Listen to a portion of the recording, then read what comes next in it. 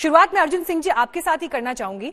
देखिए, बड़ा सवाल यहां पर यह कि जो लड़ाई 3 से 4 महीने बाद जनता की अदालत में लड़ी जानी है, लेकिन उससे पहले अगर आपके प्रदेश अध्यक्ष मंच से ये बयान देने लगेंगे कि हथियार उठा लो, तो क्या संदेश जाएगा और कौन जिम्मेदारी लेगा अगर खून खराबा वहां पर दिखाई दिया तो? देखिए मीनाक्षी जी, ऐसा है कि बंगाल की ग्राउंड रियलिटी से आप लोग अनभिज्ञ हैं। बंगाल में जितना दिखता है उससे ज्यादा अत्याचार और जुल्म हो रहा है। गांव-गांव में घरें जला दी जा रहे हैं, लोग के बच्चे स्कूल नहीं जा पा रहे हैं।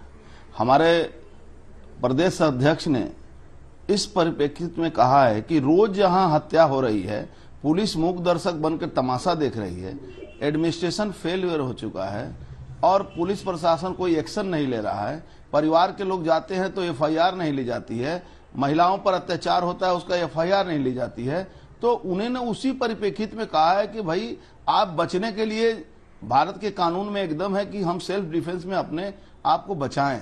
और उनका बोलने का अंदाज हो सकता है आपको बुरा लगे या किसी को भी बुरा लगे, लेकिन बंगाल की परिस्थिति यही है कि आप खड़े होकर या तो मारे जाएं या तो अपने प्रोटेक्शन में अपने हाथ को चुने हुए प्रतिनिधि हैं। आज बच्चे को आप भी तो चुने हुए प्रतिनिधि हैं, आपने तो संविधान की शपथ ली है।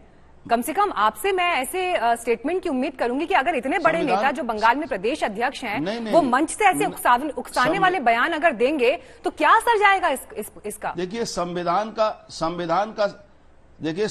का शपथ लेते हुए ये भी संविधान में कहा गया है कि आपको कोई हत्या करने आए तो आप चुपचाप अपनी हत्या करवाएं, न उसका प्रतिवाद या प्रतिरोध करें। जहां प्रशासन जो रक्षा करने का जिनका जिम्मेवारी है, वो रक्षक जो भक्षक बन गए हैं, पुलिस खड़ी होकर हत्या करवा रही है, तो हमारे प्रदेश अध्यक्ष अगर कुछ लोगों को जागृत करने के लिए, लोगों को खड़ा होने के लिए, लोगों को ताकत देने के लिए अगर कुछ बयान देते हैं, उस परिप्रेक्षित को तो इनका बयान तो प्रधानमंत्री मोदी जी के बयान से अलग है। उन्होंने तो कहा कि हम मत से जवाब देंगे, लेकिन आपके प्रदेश अध्यक्ष अलग भाषा में बोल रहे हैं। क्या वो प्रधानमंत्री जी की नहीं सुनते?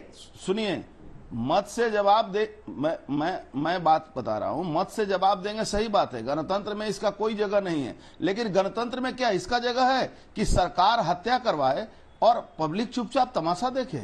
सरकार रेप करवाए, बलात्कार कराए, पुलिस वहां खड़े होकर लोगों पर जुल्म करवाए, घर तोड़वाए और सरकार चुपचाप तमाशा देखे? और ऐसा कितना दिन तक चलेगा? बंगाल की हालत यही हो गई है, लोग मारे जा रहे हैं। आप विधायक को हत्या कर दी जा रही है, बोल दिया जा रहा है सुसाइड हो गया। शाकिर अली जी, के साथ बलात्कार सीधा आरोप आपकी सरकार के ऊपर, मौका तो आप दे रहे हैं ऐसे बयानों के लिए। इस तरह के बंगाल जहां शासन ही खत्म हो चुका है, वहां आखिर लोग क्या कहेंगे? आप मुझे बता दीजिए कि जहां शासन व्यवस्था खत्म हो चुकी है, कानून, भारत का कानून नहीं लागू है बंगाल में, वो जवाब दे रहे हैं, तो उन पर हमला हो रही है। गयासुद्दीन मुल्ला, शौकत मुल्ला के लोग। अर्जुन भाई इलेक्टेड एमपी हैं और दिलीप घोष भी इलेक्टेड एमपी है।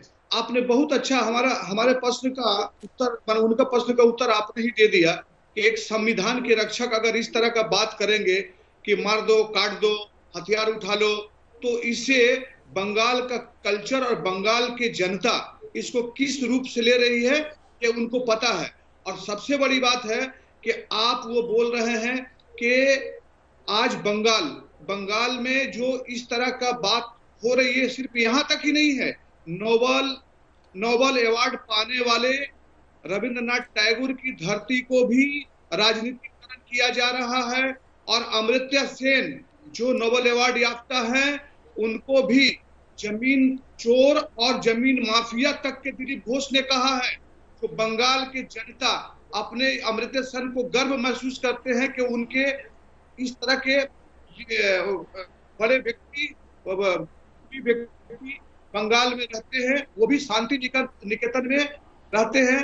और उनको इस तरह से भाषा दिलीप घोष ने कल के सभा में बोला है, इससे पूरी बंगाली समाज में इसकी खंडन कर रहा है। और दिलीप घोष को तुरंत इस पर जो है बीजेपी को कार्रवाई करनी चाहिए, ताकि इतने बड़े जमीन माफिया, जमीन चोर जो बोल रहे हैं, ये सरासर गलत है। मैं कहना चाहता हूं मीनाक्षी जी, ये लोग आपे से बाहर हो गए हैं।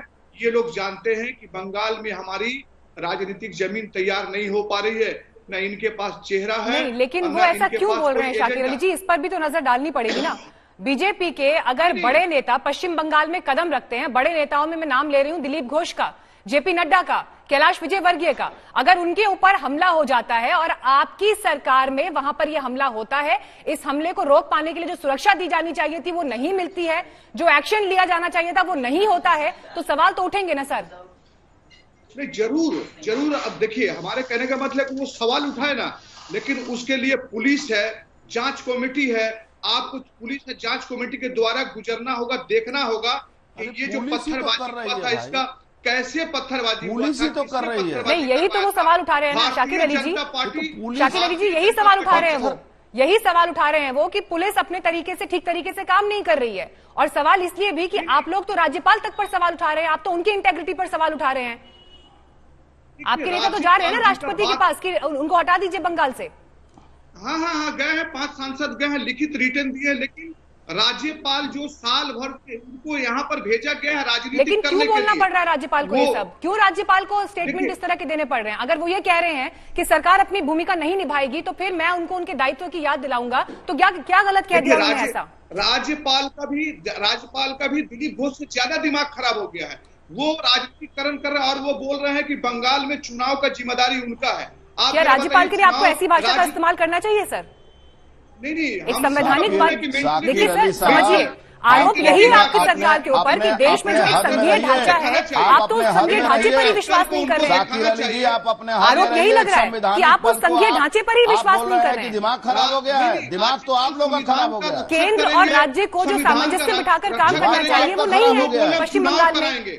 वो भाषण एक संवैधानिक पद को आप इस तरह से अपमान नहीं कर सकते। अच्छा समय है परिवर्तन करने का। क्या ये कोई राज्यपाल बोल सकता है?